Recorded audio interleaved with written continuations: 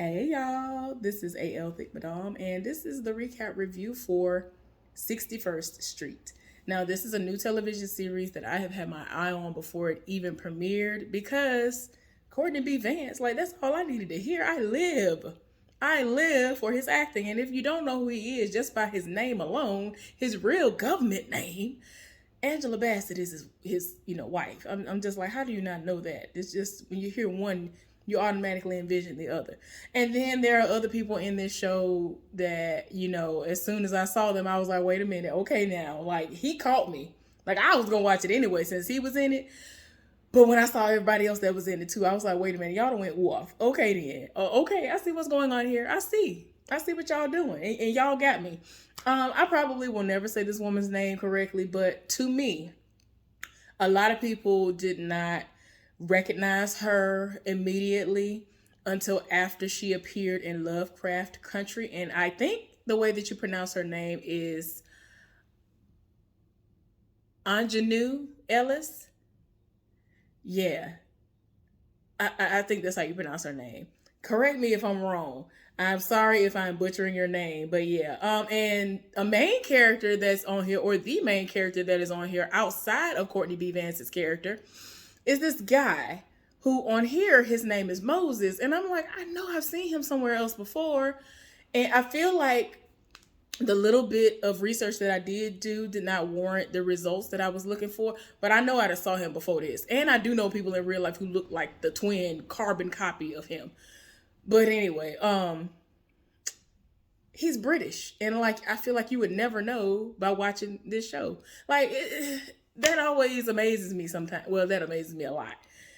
So yeah, there are a lot of people in here that I've seen, and I'm like, wait a minute now. And I mean, they ain't even main characters like that. And I'm like, wait a minute now, I know you.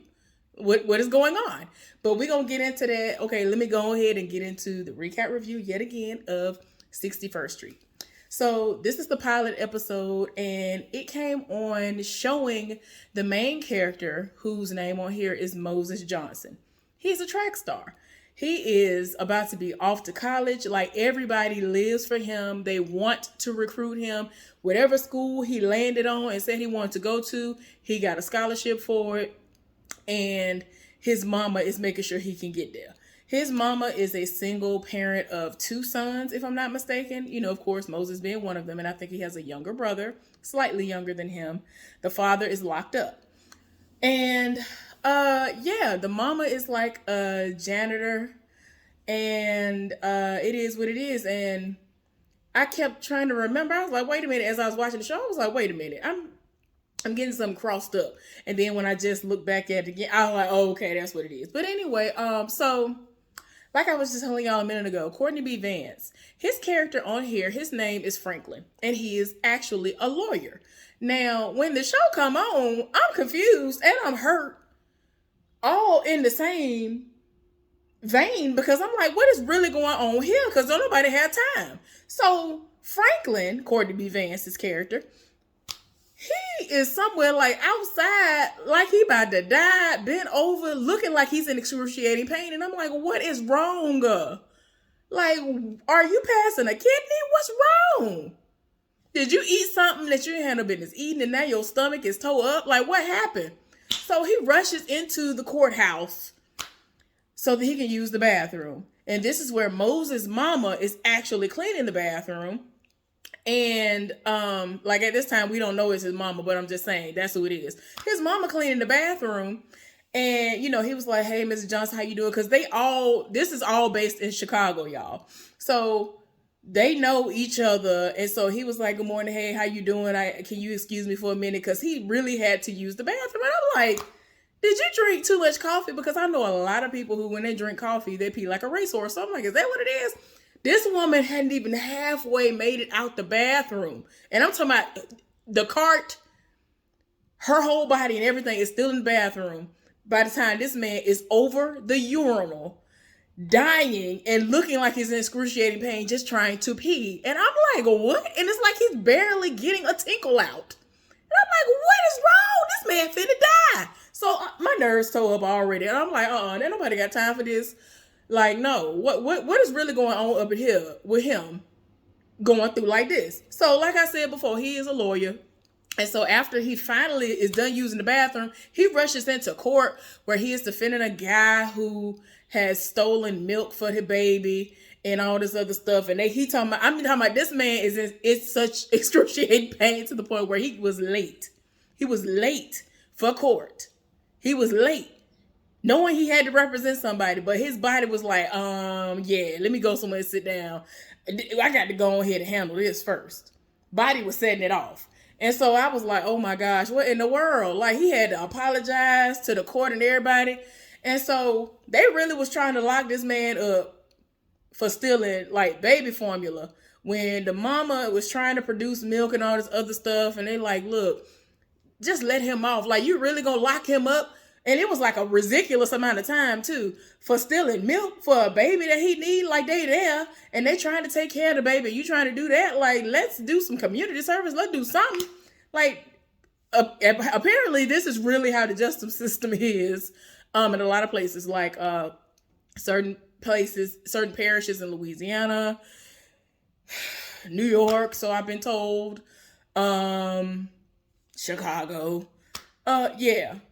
Now, if the punishment fits the crime, I understand. If you are the Roberts of the world, I understand. Put you up under the jail, prison, and everywhere else.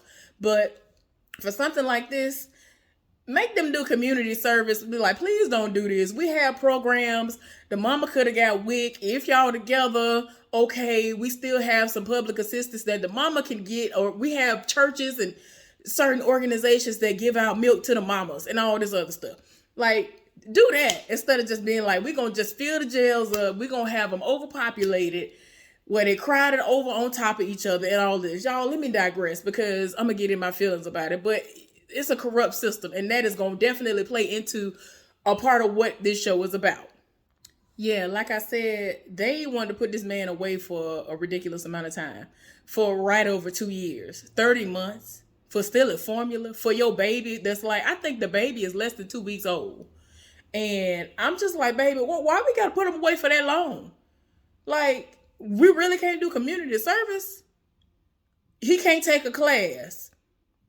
Like, really, we can't do that? Like, if he is lacking job-wise and he trying to not be in these streets, and the only way he saw fit in that moment was to steal it, we can't tell him some other way to get it? Like, we can't do that? Child, anyway, so there's this woman who we're going to see throughout this show, because I kept looking at her and every time, I don't know what it is. I think I've seen her act in other things, and that's a part of why, but it's a random white woman that keeps popping up, and I'm like, what? It's something about you. I don't know what it is, ma'am, but you're there. So she done rolled up on him and pretty much berated him because the way that he was talking to the judge was if he was talking to him as himself.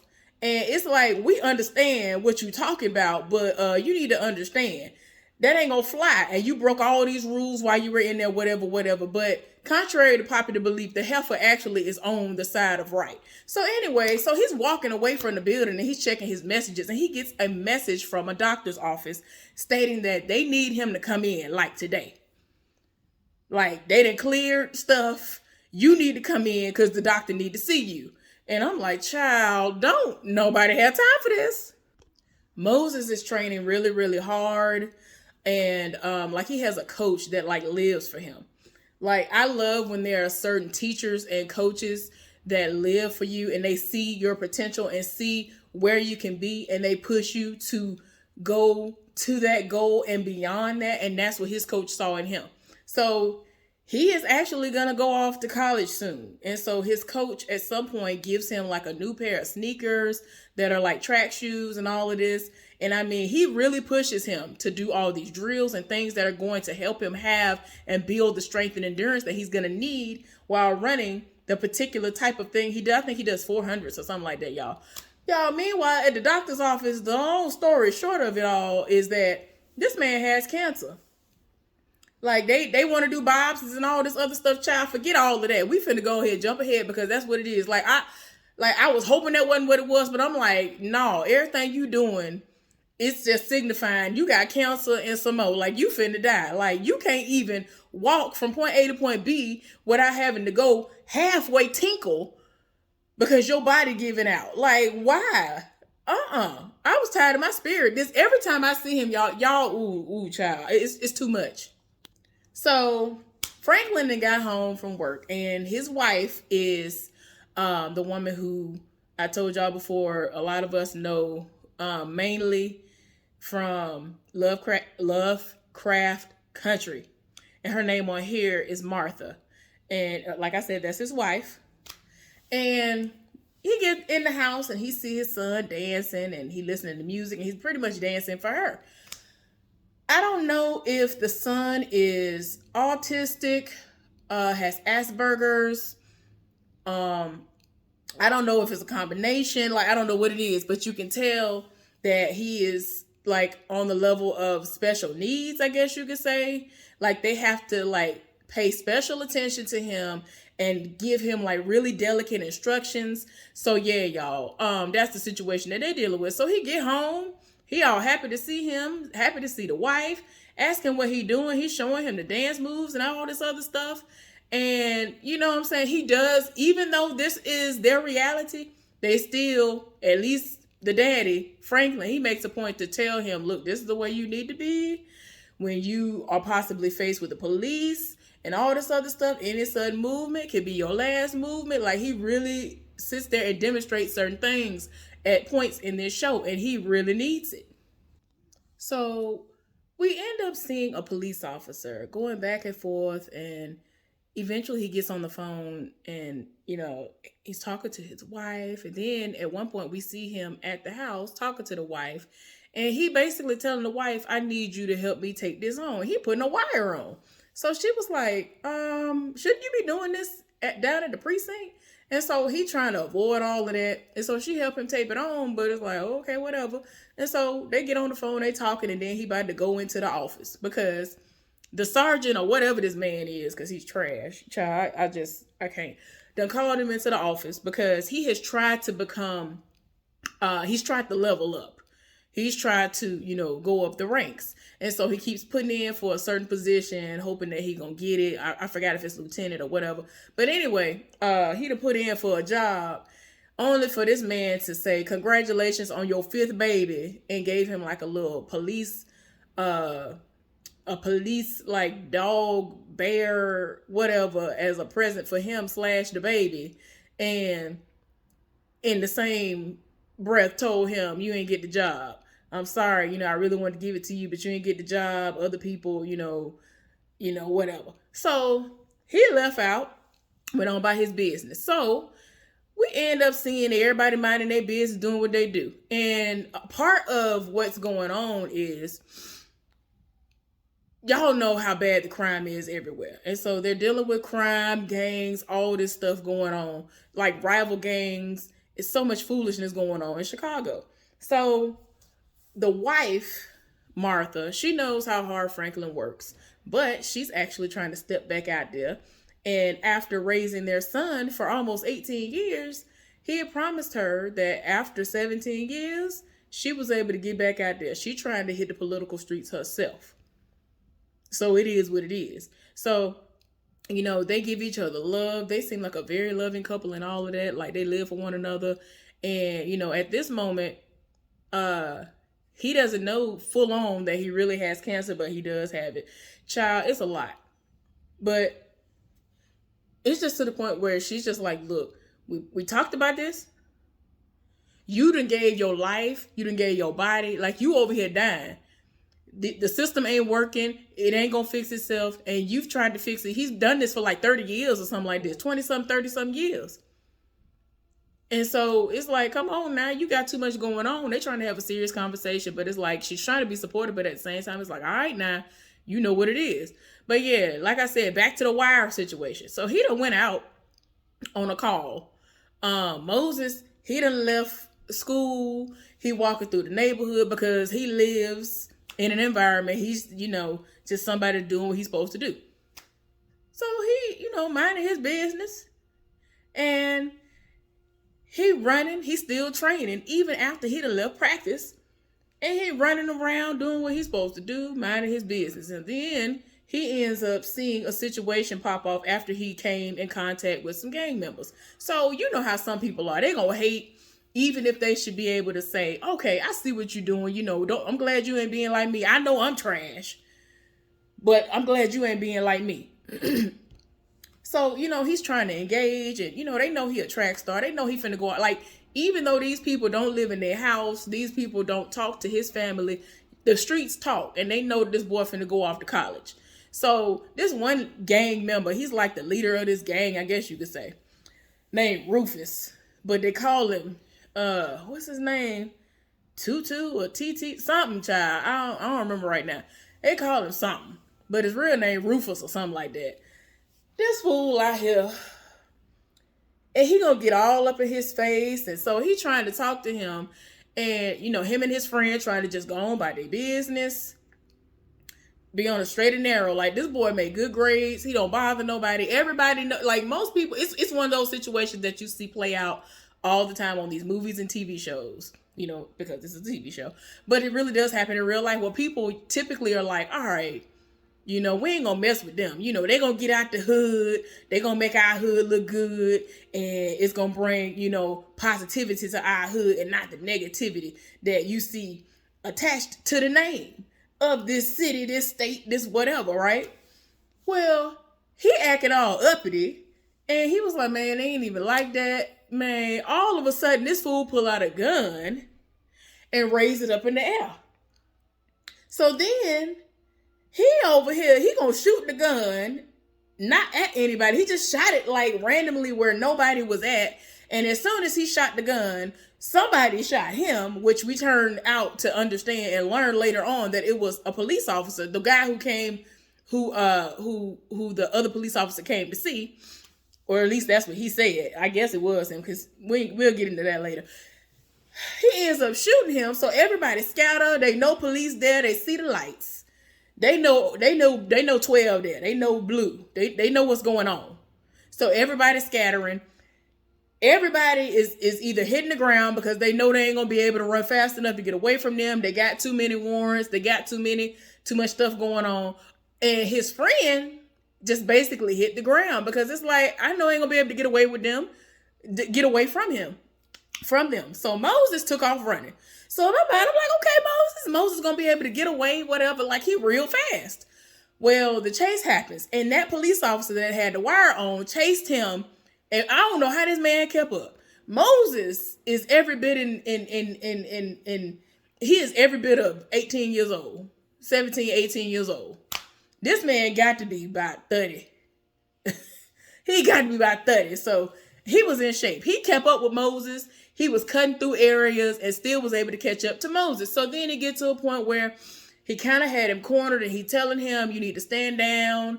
You need to give it up, whatever. Because he's thinking that he is a part of the rival gang. And it's like, he got a whole book bag on his back with the shoes in it. He got on the track clothes. Like, come on now. And I mean, I'm talking about off rip. They got the dogs out. They got the helicopters going, already in pursuit of anybody who might have fled the scene trying to catch him. Well, old boy kind of tried to come at him, and then Moses kind of bum rushed him because he was trying to hurry up and get away from him, and he ended up falling. The way this man fell on some rusty stuff that was like in a junk type situation, he fell on it and it severed his neck, and all you saw was blood coming out. He fell straight back on it. I said, oh God, no, don't nobody have time for this. Don't nobody have time for this. So then Moses was going to keep running, but he turned around instinctively and was like, oh no, please don't die, whatever. His partner, the police officer's partner done rolled up. He trying to tell him that he need to surrender and all this other stuff. All he really seeing is his partner on the ground dying, because he didn't die at that point. He eventually did die. Moses ended up basically like, what's the name of it? Parkour and climbing up these, trailers that had been stacked up. And the partner shot at him after he was fleeing. And it's like, you know you're wrong. You're shooting at him when his back is facing you. Like, we not finna do that. So then he focuses back on his partner, and his partner trying to talk to him. He's trying to give him, resuscitate him and all this other stuff, perform, the emergency stuff he need to perform on him. Y'all can't think of it right now. Y'all know what I'm talking about. But anyway, he ends up busting his shirt open, see the wire. So I'm like, child, what is he gonna do? What is going on? Like, does he know what he was trying to do? No. Okay, then. His first instinct is, I hear my brothers in blue coming. Let me snatch this wire off my partner and go on about my business. The partner done died. They trying to look for him. They know what he has on, the way his hair look, all of this. And then after everybody get there, he has fled the scene already, y'all. After everybody else get there, he already gone. And then they done sat up there. The guy that's over all of them, he looking around, he see a camera up there. So they looking like, oh, if this camera work, we're going to get footage of what the perpetrator looked like. And I'm just like, child, I'm so sick and tired. Y'all, if I'm not mistaken, the person who Moses was walking with, well, he ended up interacting with the gangs, was his brother. If I'm not mistaken, that's who it was. Not his friend. But I mean, they were cool. So he minded his business. He see him over there because they engaging with him like, all right, you ain't supposed to walk through here. This ain't the way to go home. Because he was like, I'm just walking. I'm just going home. Like, he really didn't have nothing going on with him. Like, he's pretty much on the straight and narrow. Probably does, like, minor things, but nothing like gang activity. But yeah, like I said, as soon as that happened, they shot Tutu or whatever his gang name is, and killed him. So I'm just like, child, it was too much. So the manhunt is on for Moses. They looking for Moses. His mama done came. Rufus's mama done came to the scene, see his body dead. The do not cross line tape everywhere. She like, why y'all have my son right here? I'm like, girl. The people who got the most trash sons and daughters be the main ones hollering. They be the loudest ones hollering. You know your son was trash. But you would think that the way that they be acting, that they was a model student, they was up in there, valedictorian and everything else, doing something for the community. Boy, he was a part of the problem in the community. But now he dead, and you over here, I was like, girl, bye. So anyway, we end up seeing Moses go into, like, he ran to this building. And I was like, what is this building that he run into? So he ended up like throwing some rocks at the building, and the person ends up coming to the door. And it's the guy who gave him a dog earlier that day. And he basically was like walking the dog and training with the dog or whatever. It's his dog, I guess. I don't know.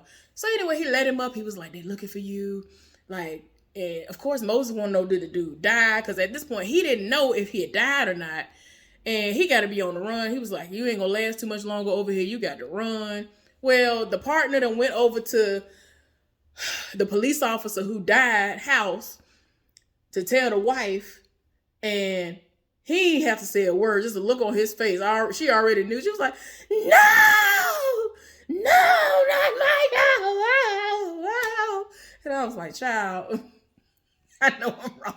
She'd have dropped to her knees. The kids and came from upstairs like, what's going on? What's the meaning of all this? Child, he run over to somebody who was a known, like, deviant, I guess you could say, in the neighborhood. But he, like, do hair and all this stuff. Like, not do hair. He cut hair. Y'all know how a lot of those situations are. A lot of these dudes can cut hair real good, but they have priors and whatever, and that's what his situation is. He got at least one warrant out here. And so he was like, man, why would you even come over here? Like, the last place you should have came was over here. They looking for you. That man had 5 kids, whatever. And so he read him and was like, well, first order of business, we got to get rid of this hair because he got these plaits or whatever. I don't know where they get that wig from or what was going on. But anyway, he had these plaits and he was like, man, I've been wanting to get at your hair for the longest. So he ended up cutting them up because he was like, that's the smartest thing you thought of. So he got rid of that. Eventually, he got rid of the clothes, which I'm like, you're dumb. Your mama puts your name in the back of all your clothes as a tag, sir. So eventually they find his clothes and they see his name on it. And then the footage that they pulled up later on, they saw like the reaction, and y'all know how wild a lot of our reactions are to stuff. Like we could be emotional, like we could be really, really sad about something or upset in a like, oh, this is so sad. He looking like a monster. They looked at the footage and they got it right to the spot where he looked like a monster, but he was not even being a monster in that moment. He was really, really upset that this situation was happening, and he did not want to go down for something he wasn't doing. He wasn't even a part of the situation. He was trying to get his brother and go home, but the gang folks held him up. So y'all, little did a lot of people know. A lot of people didn't know that Tutu, or whatever his name was, Rufus, he was like the leader of this gang. They know that part, but they didn't know he was like an informant, I guess you could say, or whatever. Like he had these deals going on with some of the corrupt people in the police station and all of this stuff. And it was like his gang against another black gang, and they over here rivaling. You having a rival, and I'm just like, yo, dumb. And it's like, oh, well, we could have this many more points than them. You need to just give us protection and look the other way when we do these things. And I'm just like, child. Anyway, so they done brought in his brother, Moses' brother, trying to figure out where Moses at and all of this. The brother trying to tell them, I don't know where he at. I don't know what's going on. Like, you need to stop. Like, and he crying. He was like, I was just going home. Like, they are not believing him. They done eventually told this boy that he died. They looking for the brother, and somebody gonna pay. They done busted. Look, let me make sure I don't go too far ahead, because I don't remember if it happened in this episode, because so much stuff happened in this episode. I was like, Lord Ty. Like, for real, the absolute most was going on in this episode. So yeah, I want to make sure I ain't saying it. Yeah, I don't think that part happened yet. Let me make sure. Okay, it did happen. So anyway, they down at the station questioning the brother, and later on in the episode, of course, the police officers come to her house, ransack her house, and do the most. And then they like, where is he? Where is Moses? Meanwhile, this entire episode, even before all this stuff started popping off, his mama kept calling him and saying, hey, baby, how you doing? I need you to call me back. I'm talking about way before all of that even started popping off. So then she started getting worried, because then she started hearing the helicopters and seeing the helicopters and things going around too. So it's like, all right, now what's going on now? And it's getting dark. Where my child at? Like, she know where she lives. She know what it's heading for. So then after they had been in the house talking to her, Moses, out of all the times for this boy to pick up the phone and call his mama, he called when the police at the house. So they was like, yeah, you need to go ahead and talk to your son. Because at first she really wasn't going to answer the phone. She answered the phone. She said, son, I need for you to listen to me very closely. This is the most important thing I'm going to ever tell you. That heifer said, baby, run, and never look back, run as fast as you can. I said, oh my God, that's sad. That's sad, because you know how the system going to do him. Even though you know the character, even though you know your child ain't trash. This is a situation where you know your child ain't trash. Your child ain't never came to you and said nothing sideways about nobody. Even though a lot of us harbor things and we'll just, deal with it internally. He is focused on his schoolwork and track. Like, that is his life. That's the love of his life. Like, he lived for it so much. His mama specifically was making these clothes and putting his name in the back of all his clothes. She was packing his suitcase, and it had all these track clothes in it that obviously people who run track would wear. And all of them had his name on the tags. She was really sitting up there packing his bags for college when all this stuff was popping off. And I'm just like, child. So then, of course, they done hemmed her up. Then after she did that, they gonna sit up there. Okay, y'all, I'm sorry. The audacity of it all. A whole black police officer sat up there and pulled some drugs out from under his own vest. So I said, hey, Sergeant, we found something. Yeah, this seems to be the place where, this is the place where everybody is getting it from, trying to make it seem like the drugs was at her house, and her house is the hub for it all. I was done. She was like, you know what? That ain't mine. That's a lie. And so they're going to haul her down to the station. Child, I was so tired in my spirit. So tired of my spirit. At this point, Moses has to hide out in a trash can a dumpster. And y'all know how cold it get. Y'all know how cold it get. He had on a whole long sleeve situation. Y'all know how cold it get in Chicago. Anyway, y'all, I digress. That was the first episode of 61st Street. Hopefully y'all enjoyed this recap review. Thumbs up this video. Give my video some love. Go ahead. Let's talk about it down in the comment section. Have y'all seen this show? Are you planning on watching it? I'm sorry that I went to 30 minutes. It just be, y'all don't understand. I gotta help y'all understand. When this episode first aired and I watched it, I paused it throughout because so much stuff was going on that it was emotionally draining me. And by the time I finally finished it, I was really all the way emotionally drained. And I didn't come back to the next episode for like a whole week or two. Yeah, I was tired. I had to get my mind right. But anyway, subscribe to my channel if you have not done so. Give this video a thumbs up. Let's talk about it down in the comment section. Bye.